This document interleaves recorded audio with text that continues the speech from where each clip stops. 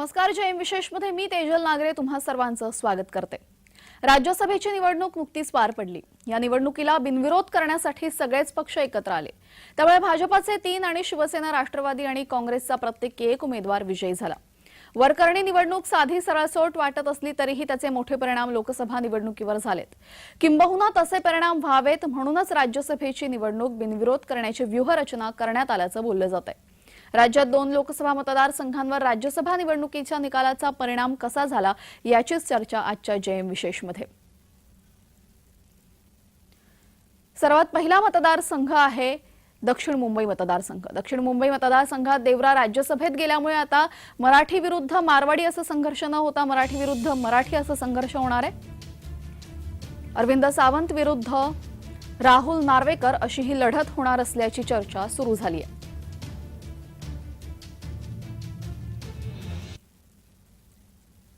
तर विधानसभा अध्यक्ष राहुल नार्वेकर यांनी आता औपचारिक घोषणेआधीच कामाला सुरुवात केली.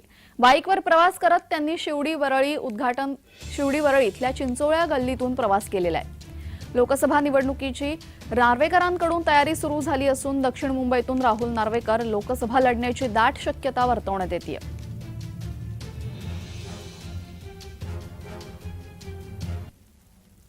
दरम्यान जय महाराष्ट्राचे संपादक प्रसाद काथे यांनी विधानसभा अध्यक्ष राहुल नार्वेकर यांची मुलाखत घेतली. त्यावेळेस नार्वेकरांना लोकसभा निवडणूक लढवण्यासंदर्भात प्रश्न विचारल्यावर काय उत्तर दिलं होतं नार्वेकरांनी पाहूयात. बिलकुल. मला यात एक थोडेसे तपशील आता तुमच्याबद्दल विचारायचे आहेत. तुम्ही विधानसभा अध्यक्ष आहात पण त्याचबरोबर आमदार आहात.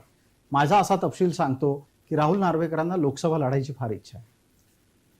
मला खरं तर जी जबाबदारी पक्ष देईल ती पार पाडायची इच्छा आहे. त्यामुळे पक्षाला जर वाटत असेल की मी राज्यात काम करावं, राज्य विधिमंडळात काम करावं, तर मी तिथे काम करायला तयार आहे.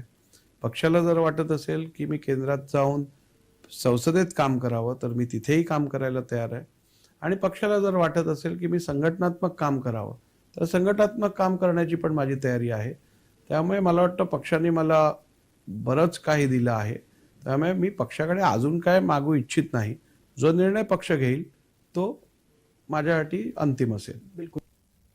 विधानसभा अध्यक्ष राहुल नार्वेकर हे पेशाने वकील आहेत आणि नार्वेकर मूळचे शिवसैनिक. नार्वेकर यांचे सासरे आहेत रामराजे निंबाळकर नाईक. नार्वेकर यांचे वडील मुंबई महानगरपालिकेचे माजी नगरसेवक. नार्वेकर यांचे बंधू मुंबई मनपाचे माजी नगरसेवक होते. शिवसेना, राष्ट्रवादी, शिवसेनेमधून राष्ट्रवादी आणि राष्ट्रवादीमधून भाजपा असा नार्वेकरांचा एकूणच प्रवास. 2014 साली त्यांनी लोकसभा निवडणूक जिंकली. लोकसभा निवडणूक ते लढले, मात्र त्यामध्ये त्यांचा पराभव झाला. मग 2019 मध्ये त्यांनी भाजपात प्रवेश करत कुलाबा विधानसभा मतदारसंघातून विधानसभेसाठी उभे राहिले आणि विजयी झाले.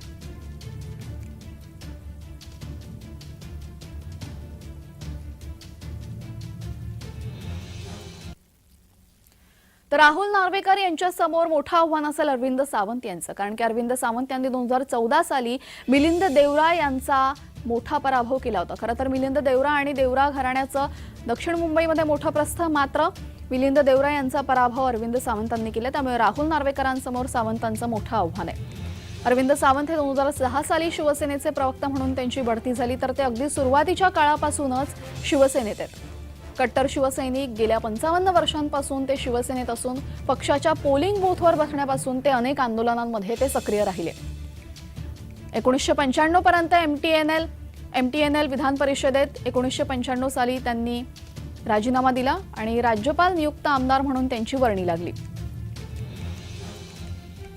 दक्षिण मुंबई मतदारसंघात देवरा यांचा मोठ्या मताधिक्याने त्यांनी पराभव केला 2014 साली आणि पुन्हा 2019 मध्ये सुद्धा त्यांनी देवरा यांचा मोठा पराभव करून खासदारपदी ते विराजमान झाले.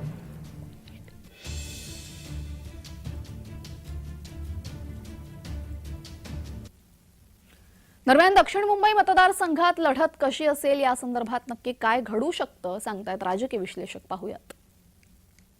दक्षिण मुंबई लोकसभा मतदारसंघामध्ये राहुल नार्वेकर आणि अरविंद सावंत यांच्यात जर लढत झाली तर त्यात राहुल नार्वेकर यांच्या विजयाची खात्री अधिक देता येते.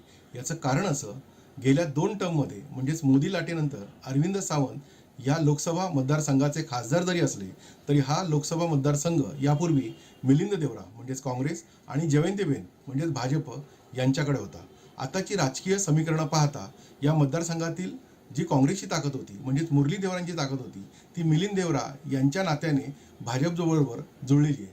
भाजपबरोबरमध्ये याचा अर्थ की ती मिलिंद देवरा हे शिवसेना एकनाथ शिंदे यांच्या सोबत आलेले आहेत आणि आता ते राज्यसभेवर शिवसेनेकडून गेले आहेत. म्हणजे ती ताकद पाहता, भाजपची ताकद पाहता राहुल नार्वेकर यांचा विजय निश्चित आहे. दुसरं म्हणजे या लोकसभा मतदारसंघामध्ये जे 6 विधानसभा मतदारसंघ येतात त्यामध्ये मंगलप्रभात लोढा असतील किंवा यामिनी जाधव असतील यांची जी ताकद आहे ती भाजपसोबत येते आणि या भाजपच्या ताकदीमुळे राहुल नार्वेकर यांचा विजय निश्चित आहे. तर आगामी लोकसभा निवडणुकांची तारीख जवळ आलेली आहे आणि लवकरच त्यांची घोषणा होणार आहे. या पद्धतीने आपापल्या पद्धतीने सर्व जिल्ह्यांमध्ये सर्व उमेदवार कामाला लागलेले आहेत. दक्षिण मुंबई मतदारसंघातून अरविंद सावंत विरुद्ध राहुल नार्वेकर अशी खासदारकीची लढत होणार असल्याचं दिसतंय. दरम्यान इथल्या सामान्य नागरिकांना काय वाटतं, सामान्य नागरिकांची बातचीत केली आमचे प्रतिनिधी अनिल सावरे यांनी. पाहूयात. आगामी लोकसभा निवडणुकांची तारीख अवघ्या काही दिवसातच जाहीर होणार आहे. मात्र आपण पाहू शकतो, आपण सध्या आहोत दक्षिण मुंबई जिल्ह्यामध्ये. आपण पाहू शकतो याच दक्षिण मुंबई जिल्ह्यामध्ये आता ते जे 2 दिग्गज नेते म्हणजेच की विद्यमान खासदार अरविंद सावंत यांच्या जिल्ह्यामध्ये आता राहुल नार्वेकर हे सुद्धा भाजपाच्या पक्षावर निवडणुका लढणार आहे. आपण जाणून घेणार आहोत. आपण सध्या दक्षिण मुंबई जिल्ह्यामध्ये आपल्यासोबत येथील काही नागरिकांना आपण जाणून घेणार. काय सांगाल आपण, विद्यमान खासदार अरविंद सावंत होते आणि त्यांच्याच विरोधात आता जे राहुल नार्वेकर इलेक्शन लढणार आहे, कसं पाहता? पहिला विषय तर हे आहे की अरविंद सावंतजी इथले खासदार आहेत, पण अजूनपर्यंत श्रीमान राहुल नार्वेकर यांची उमेदवारी जाहीर झालेली नाही. तरी समजा एखाद्या वेळी इलेक्शन झालेत तर आम्ही आमची जी आंबेडकरी मुवमेंटची लोक आहेत, आम्ही इंडिया गठबंधनना सपोर्ट करू. नक्कीच राहुल नार्वेकर जर खासदार झाले तर तुमचे कामं होतील का? जे मी सांगून शकत नाही. खासदारवाले चमचे लोकांना डायरेक्ट मी म्हणतो, मला जर सजा दिली तरी चालेल, कारण का कामच नाही करत. खाली फक्त येतात जातात बसाय आणि पाठवतात त्यांचे पीए लोकांना पाठवून काय करणार? येतात फोटो करतात, गटरला खाली लाकडी मारतात, पर्यंत झाले सर्व गटर साफ झाले, लाद्या सर्व झाल्या, नळाचे पाईप सर्व दिले.